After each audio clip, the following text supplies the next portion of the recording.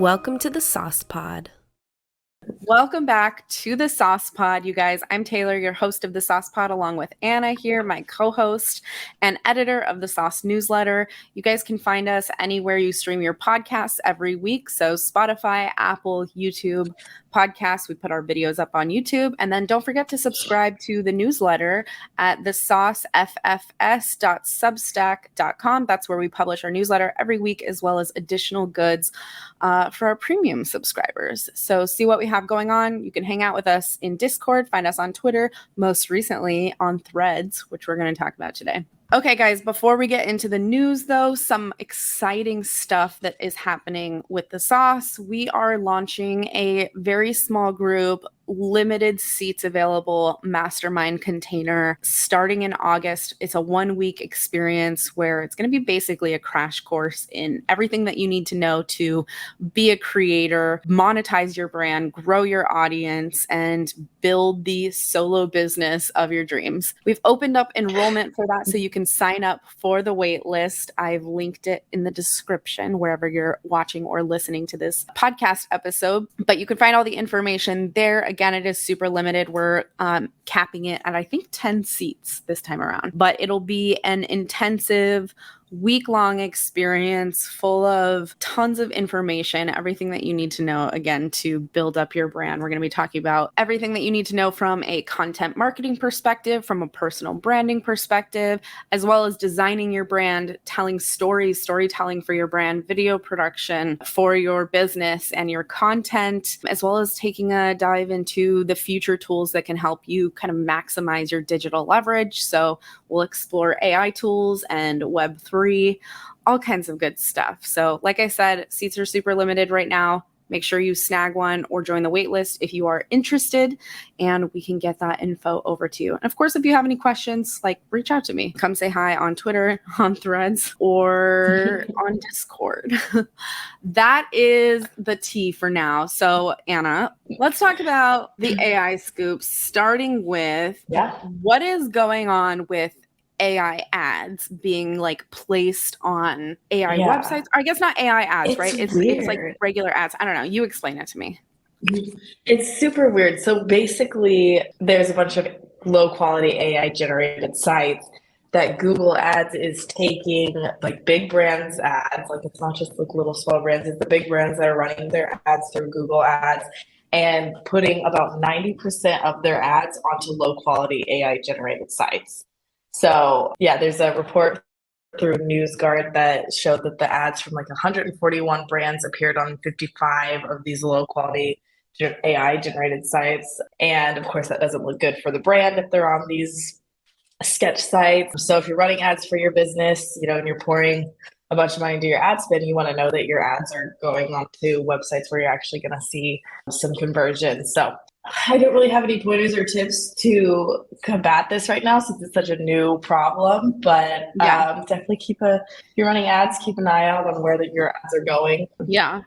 Maybe watch out. Well, definitely for entrepreneurs, creators, or like small businesses who probably aren't spending like hundreds of thousands of dollars in ad spend, this is probably like a relatively new concept of like, oh shit, my ads might appear somewhere that I don't want them to be, or next to a product or on a website where I don't think they should be. The irony is that like this idea of brand safety has been around for a long time, as long as like programmatic advertising has existed, where brands who are pouring millions of dollars into ad spend for their business, their product, whatever, they want like certain assurances that their ads aren't going to be displayed on a porn website or next to a very controversial political ad or something like that. So like these brands put brand safety measures into place when they're placing their ad bids so that this doesn't happen. And now with like AI brought into the fold of hundreds of thousands of new websites popping up all the time that are completely just bullshit AI content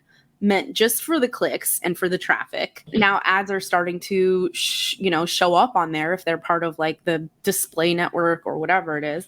Now you have this whole like wormhole that you can go down of like, well, It's unethical anyways to start with. So the moral of the story is just like pay attention if you can when you're placing your ads and you're building your ad strategies. Make sure that you're looking at where those ads can run, what inventory they're using, like what times even they're running, if that matters for your business. So it's an interesting like takeaway nonetheless. But speaking of Google, Google is like, oh, by the way, we are doing AI, but also don't use our AI product.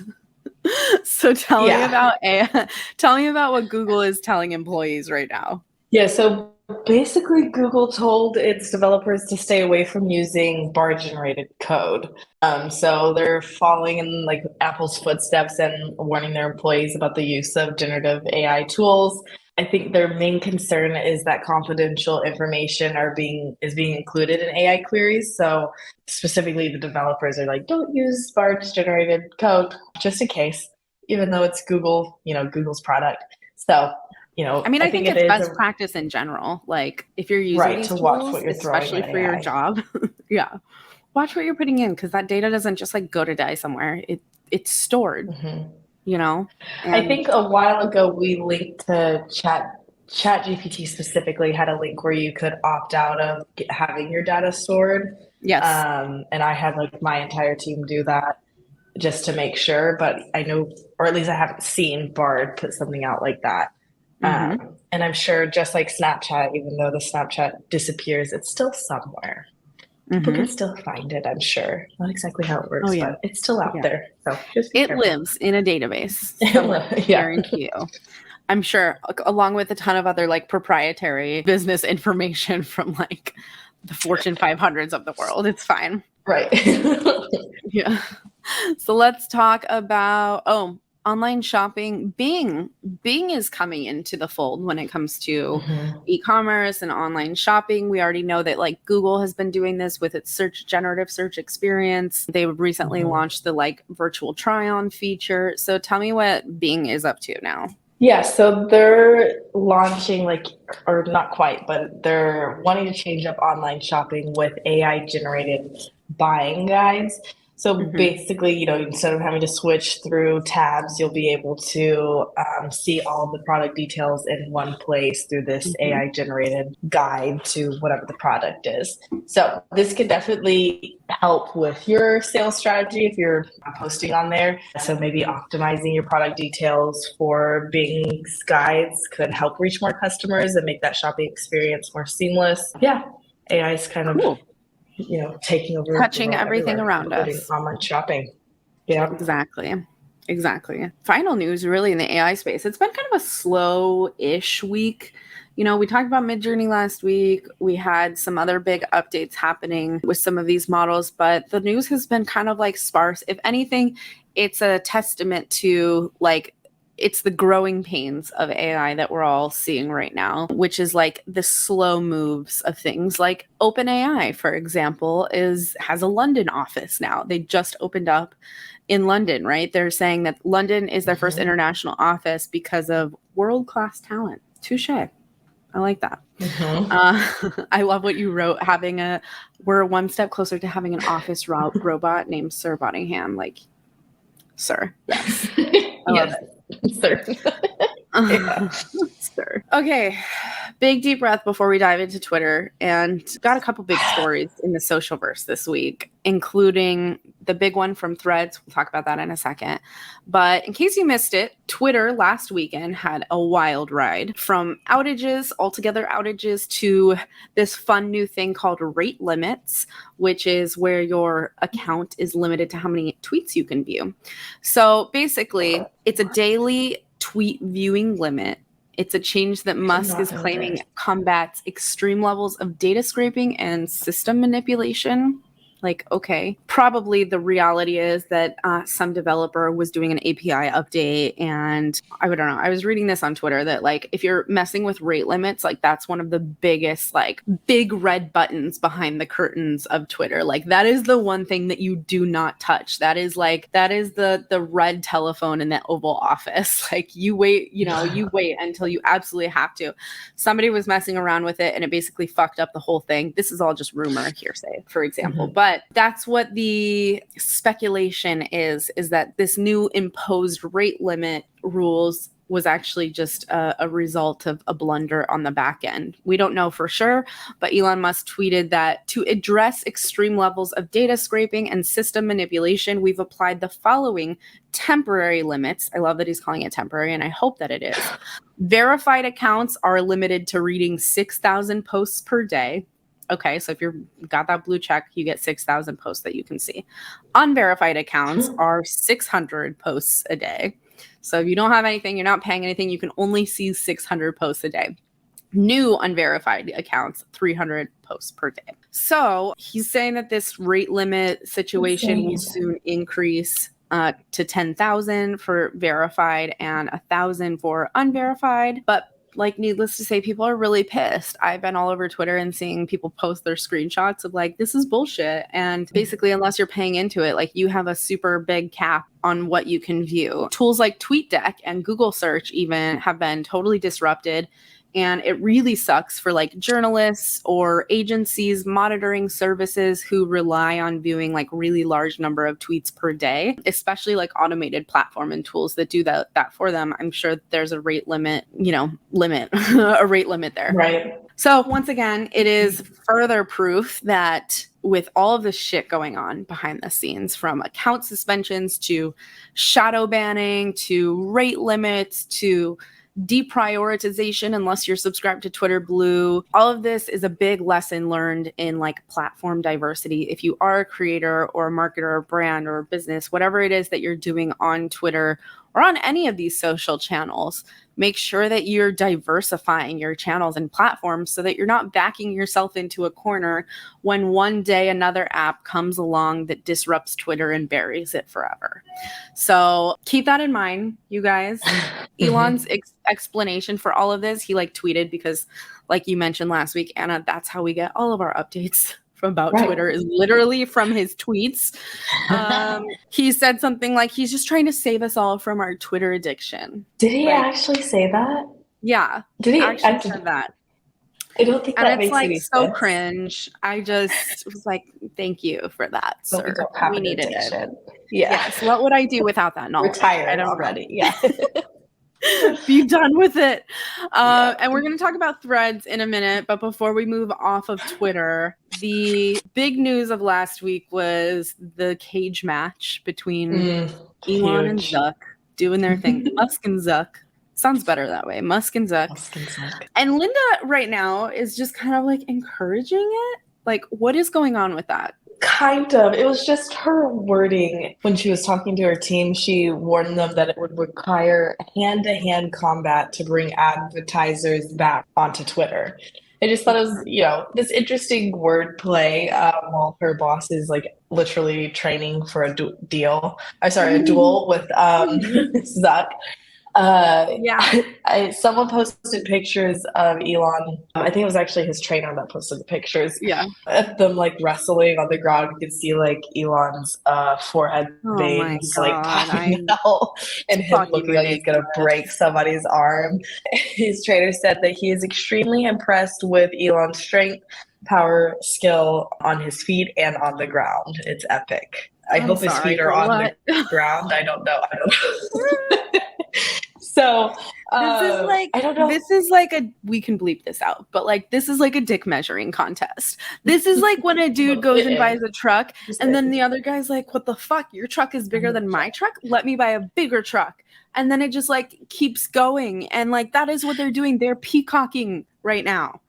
Like with these, I just can't. I'm sorry. Pretty much. I think it's interesting that we haven't really seen much from Linda as she, I mean, we've heard a little bit here and there. She takes over as CEO of Twitter. I know, she's working to bring like fresh strategies, focus on user engagement, enhancing user experience, building out kind of like this Twitter 2.0, more premium features, whatever. I just feel like we've still seen about the same amount of chaos from Elon and not much from Linda. Maybe I haven't been paying enough attention, but that's just kind of my viewpoint. Yep, the chaos will continue probably. Yeah, sadly. Well, we will be that's here. Okay, because we have. It's okay because we have Threads now, right?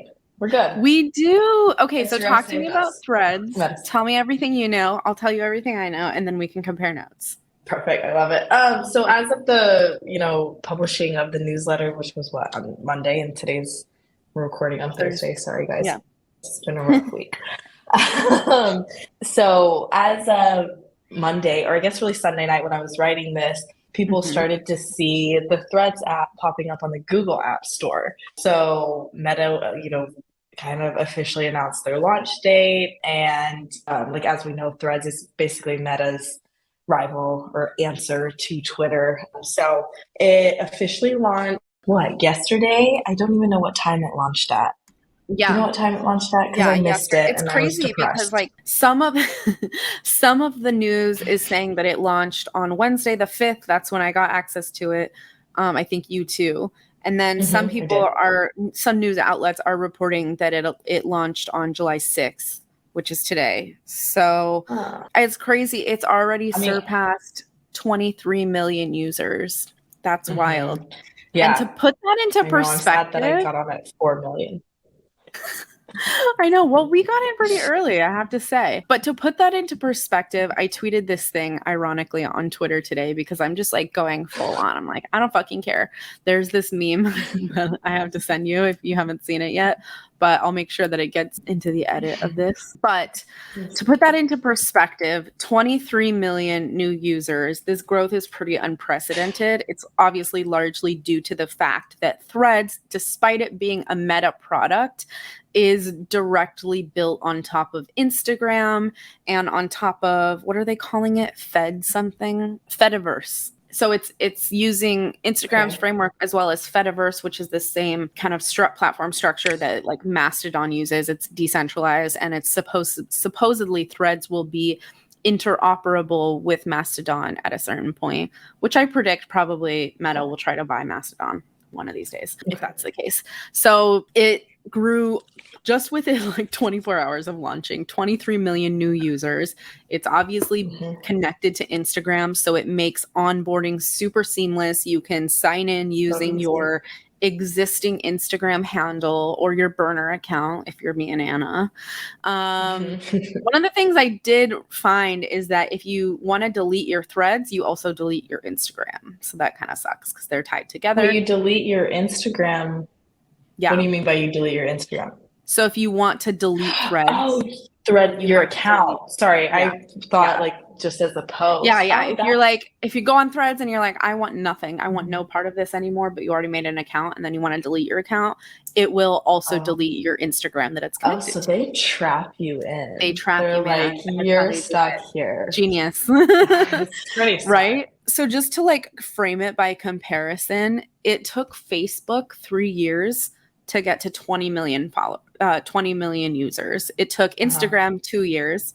It took Twitter 3 years after launching to reach 20 million. Snapchat took 2 years. TikTok less than a year because TikTok. And here we are with Threads launching. Granted, yes, a Meta, an Instagram production, if you will, but 23 million new users basically overnight is pretty crazy. And I think that it's worth like riding the wave if you're a creator and you're like, or even a brand or business. I've been seeing them pop up and you're like, I don't know if I should try it out. Like, worth getting in it now. Keep your eyes on the horizon. Keep an eye on what's happening out there. Don't get like too consumed and sucked up in it, but it's worth like securing your username now and, jumping in early while everyone is on like a follow streak because everyone's trying to find their friends right now. But just keep in mind too, it's like, it's a new platform. So it does require like a different set of thinking if you're planning to grow on there. For now, we're being flexible and adaptive. It's really cool. So far, I'm loving what I see. I really like the UI, the design of it. I think that it's really clean. I love that you can post to Instagram. Like, this might be the thing that makes me use Instagram again. Which is wild. I know, and I love their stories background that automatically pops up when you share over from Threads. It's gorgeous. It's so clean. So good. The branding, the UI of this thing is really stellar, and I have to say, like, I'm impressed by it. So not often that I say I'm impressed by Meta, but like, you guys kind of pulled one out of the bag with this one. They did something pretty good. I just hope it sticks around and it doesn't end up being, another sadly Be Real or that kind of thing. And Oh it my God, kind I of know. falls off to the side. I'm hoping that it actually Yeah. sticks around and actually becomes a bigger app that people use. Which we need to catch up on Lemonade too. Because that Yeah, one you know was, what? I I've been haven't seeing heard much people about talk that one. about it on TikTok. Okay. Some people are like, "Yeah, I love lemonade because it makes me feel," I don't even remember what the premise is, that it doesn't feel like pressured or something. It's like that, and it's really easy to create like pretty It almost prompts you, Canva right? style. Yeah, Canva style, stylized posts. It's like an Instagram, Pinterest kind of thing. So Got you. Yeah, we yeah. got to revisit that at some point. So that's everything going on with Threads right now. It's the hot commodity. It's the big topic on Twitter. The irony, I think, with Threads is that it's called Threads because, like, you know that if it was called something else, Elon would instantly ban that shit on Twitter. But because it's called Threads, like, think about the psychology here. You can't ban that word. You can't shadow ban the word Threads because everyone fucking writes them. Like, that's so wild to me. I'm crying. That's funny. That's hilarious. So Twitter's like a hot mess right now. Everyone's talking about it. Actually, it's been kind of a Jumping ghost town, ship. to be honest with you. Everyone's Mhm. hanging out on Threads right now. So go check it out. You can find me and Anna there. I'm going to create an account for the sauce today, too, so that I can get that one in. Yes. But check it out and let us know what you guys think of it. Okay, what else do we got? TikTok. Speaking of Be Real, TikTok has Yeah. the Be Real clone. Tell me about that. Yeah. Yeah. So if you remember, we talked about it, gosh, forever ago. Mhm. They called it TikTok Now, which is basically their Be Real clone that they kind of they definitely stole. So it functioned just like Be Real did, and it was even a separate tab in TikTok, kind of like your homepage and shopping page or whatever, just a different page in there. But they confirmed that they're shutting down their Be Real clone. You're able to still view any of your previous posts. You can go to profile, your private tab, and then now memories. So you'll still be able to have all those past memories. You just won't be able to post new ones and share there. So looks like TikTok Now didn't take off like they thought it was going to be, but TikTok will be fine. They're having fun. They'll be fine. Commanding brands. Yeah. And finally, with TikTok too, I love this story that we included this week. And I think it's a really interesting nod to how much influencers and social media culture actually influences and impacts these big brands all around us. So tell me about the Keepadilla. It sounds like you have a list when you say like Keepadilla. I know. I love saying it too. I said it like 10 times to my husband, like Keepadilla. Yeah, so I mean, we've seen what I saw Chipotle. I mean, I think I saw this happen with Starbucks, but this is Chipotle. TikTok ends up ruling, kind of the world almost. So there was a huge, like, I guess, influencer hack that went around on TikTok called the Keepadilla, which basically was like this. What it was, I don't even remember the ingredient list. Here it is: fajita quesadilla with steak, roasted chili corn salsa, their red chili salsa, sour cream, and their chipotle honey vinaigrette on the side. And everyone was obsessed with it. They were walking into the store and ordering it. So I think Chipotle ended up like running out of certain things because of like the mayhem that it caused on their menu. So they actually added it to their menu. It's called Keepadilla. So it was just interesting to see. I love when they do that. A brand like actually come through and be like, okay, this is something that's popular. Why don't we add it to the menu? It's a testament to the impact that social media has. Totally. It reminds me of like pink drink era at Starbucks. Wait, do you remember that? No. Pink drink? Well, I know what the pink drink is. I love the pink drink, but what happened? That was like, it was all because of social media. Yeah. It was like because of like TikTok. Yeah, it was like, 2 or 3 years ago. It was like all over TikTok. I mean, TikTok creates a ton of random trends that just like, and for you guys that are listening too, like the fact that TikTok is rolling in more and more commerce features, like e-commerce and shopping features into the app is huge because like think of all of the influencers that on TikTok that like or like, this is my Stanley cup, or what is it, the Yeti, whatever it was, or like, Stanley these is are the my new one like right now. these are my Lululemon dupes, or what have you. Like, there's so many different things that like affiliate influencers are out there just like pushing their products, and everyone on TikTok is like, I need it. And now people are going to be able to buy it. It's already started actually right through the app itself. So it's wild times. TikTok has a lot of power with our youth. I'm here for it though. I like it. Yep. I will never stop with TikTok. Thank you guys for tuning in today. Don't forget to subscribe to us for newsletters in your inbox every Monday. Podcasts hit your YouTube or wherever you stream your podcasts every week as well. So we will see you guys around. Bye, guys. Bye, guys. Hey guys, that's a wrap for this week's episode of the Sauce Pod. Hope you enjoyed yourself, maybe even learned a thing or two. Don't forget, you can subscribe to us on YouTube. You can also subscribe to our newsletter that goes out every Monday night. All of the latest and greatest tips, news, and trends for content creators and digital entrepreneurs. Until next time, stay saucy.